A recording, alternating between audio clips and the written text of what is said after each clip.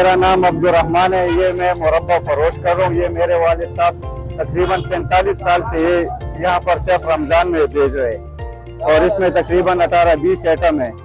इसमें आमला होता है, रीड़ा होता है, करवंडा होता है, सेब का मुरब्बा होता है, नारंज होता है और पपीता वगैरह बहुत कुछ इसमें होता है। तकरीबन 350-400 किलो निकल जाता है और ये सुबह 7 बजे से रात के 8 बजे तक होता है। जी, मेरा नाम सैयद अहमद शाह है जी और ये मुरब्बा तकरीबन 45 से 50 साल पुराना इनका काम है। इनके बनाने का तरीका ये रात से भिगो देते हैं, सारी रात मतलब पानी में डिप रहता है, फिर सुबह इसे उठ के फ्रेश बनाते हैं जी। इसके बनाने में 3 से 4 घंटे लगते हैं जी और मतलब ये है कि बन के तो फिर इसका अपना एक टेस्ट, एक लाजवाब इसका टेस्ट आता है जी। इसमें ये सभी आपको नजर आ रहा होगा, सेब का मुरब्बा, रीड़ है, पेठा है, ये ना नारियल है जी, हर किस्म इसमें जब मिक्स हो जाता है फिर इसका अपना टेस्ट बनता है जी। ये मतलब ये इफ्तारी के बाद आप खाएंगे आपको बहुत अच्छा टेस्ट मिलेगा।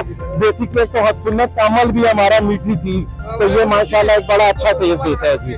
तो ये इंशाल्लाह ये कि पेशावर में बहुत पुराना चला आ रहा है, लोग इधर के लोग बहुत पसंद करते हैं। बेसिकली मैंने इसकी वीडियो देखी थी, मैं मुल्तान से आया हूँ, मुझे बड़ा हैरान कुल लगा कि यार ये मुरब्बा इतना अच्छा है, क्योंकि मुल्तान में पंजाब में ऐसी चीज नहीं मिलती, तो मुझे बड़ी ही डिफरेंट चीज लगी। और इन भाइयों ने माशाल्लाह से मिक्स मुरब्बे बनाए हुए हैं, इसमें माल्टा क्या, हरड़ क्या, खुबानी क्या, पता हर चीज इन्होंने डाली हुई है।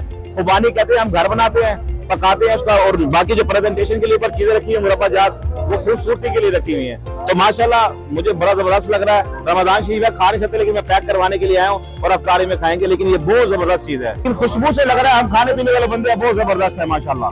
मेरा नाम फवाद खान है और मैं फूड ब्लॉगर हूँ और मैं जो है ना फूड एक्सप्लोर करता हूँ। मैं भी यहाँ आया था इसको एक्सप्लोर करने के लिए।